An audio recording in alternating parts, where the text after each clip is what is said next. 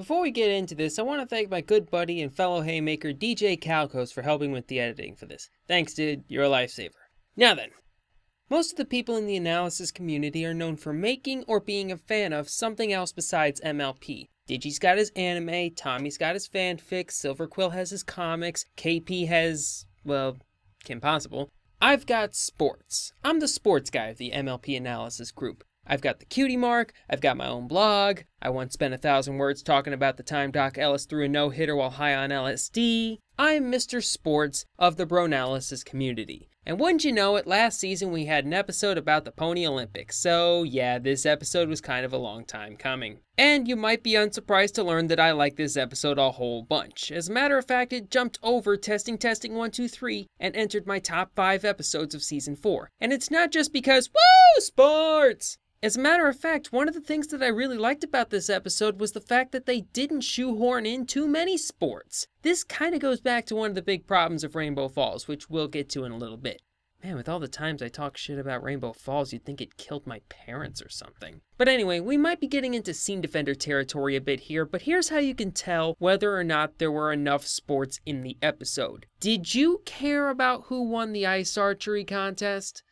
No, you didn't. Because we didn't have any reason to root for any of the ponies in the match. As Applejack said, there weren't any pony villains in the match. The only ones that were recognized were 2 Cloudsdale competitors, and we were just expected to root against them. And that's not how sports work. You see, sports fans don't watch sports just to see people do those sports. We're not there just to see someone throw a ball to another person, or to hit a ball with a stick, or to drive around in a circle. Sports fans almost always have a favorite team or player or driver or whatever. Basically, we watch sports so we have something to root for. It gives us a good reason to get excited and hang out with other people who were also interested in rooting for that team. With the ice archery contest, since we had no one to root for, the contest was little more than just a plot device to set up the exciting ending with the ice cloud. If they had replaced Spike's story with just more sports without setting up someone to root for, then there's no emotional investment for those matches, like there was for the aerial relay. And they'd basically be nothing more than fan service for the people who want more world building. Don't get me wrong, I loves me some world building, but it can't come at the expense of the story. That's bad world building. Here's where that Rainbow Falls thing comes in. Rainbow Falls could have set up more ponies for us to root for. Then we could have had the episode that was nothing but a series of ponies doing sports. Like for instance,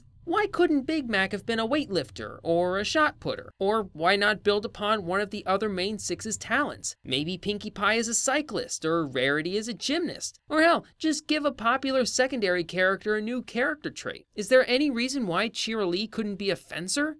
That'd be neat. Another thing I've heard a lot of people talk about with this episode was that it was supposed to be the payoff for a bunch of other storylines, and that the episode should have been dedicated to tying up those stories. It did.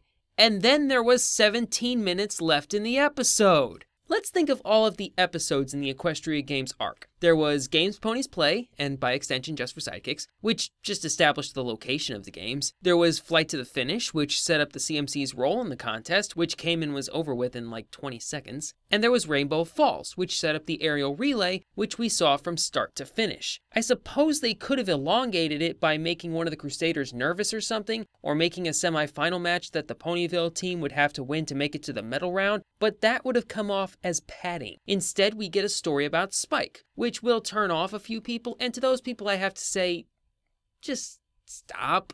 If you're gonna completely shut down an episode just because of the character it centers around, then it comes across as you being super petty and judgmental. Personally, I thought that this was a really good Spike episode that gave him a lot of really good moments. I mean, you could argue that the Spike getting pyrokinesis subplot was a little dumb for him, but still, he's a kid of a species that very little information is known about, who lives in a land of magic. I could totally buy him thinking he found some latent hidden power, especially seeing as how he can already breathe fire. The jump to creating fire with your mind isn't that far. And I'd be absolutely remiss if I didn't mention the scene where Spike was forced to sing the Cloudsdale anthem. This was really tough for me to watch the first time around. I kind of felt bad for the little guy. But to quote Pat of the Super Best Friends playthrough of Beyond Two Souls, if the point of art is to make you feel emotions, boy did I feel a bunch of emotions there. And since that's exactly what the scene was going for, it gets points there. And after a second viewing, I found myself loving this scene, partially because Spitfire and Fleetfoot got their comeuppance from Rainbow Falls, but also because of how cringy it gets the further along in the song it goes. Also, I like how Pinky loved the song, even though Spike was bombing super hard. It was almost like the reverse of what happened in Over a Barrel. And of course, there's this episode's phenomenal moral. You will always be your worst critic, but if you let go of the past, you'll be able to do things even you didn't think you could do. This is the kind of moral that just about anyone can relate to, but especially people who create their own content. Before I upload a video or post a piece of fan art, I'm always worried as to whether or not people will get the reference I'm making or if I drew a certain thing right. But when I finally upload it and people do enjoy the thing, even if it isn't perfect, it still makes me feel proud of myself for it. Just like Spike felt proud of himself at the end of this episode. Overall, the Equestria Games was a great episode with a good representation of Spike, an amazing moral, some great bits of comedy, and just the right amount of sports to make me a happy camper. I'll give this episode a 9.2 out of 10. By the way, I'm scaling my grading system down to 0 to 10. It just feels more natural that way. And it seems like the right time to do so, seeing as how the Olympics scoring system also goes on a 0 to 10 scale. Woo! Made it go full circle!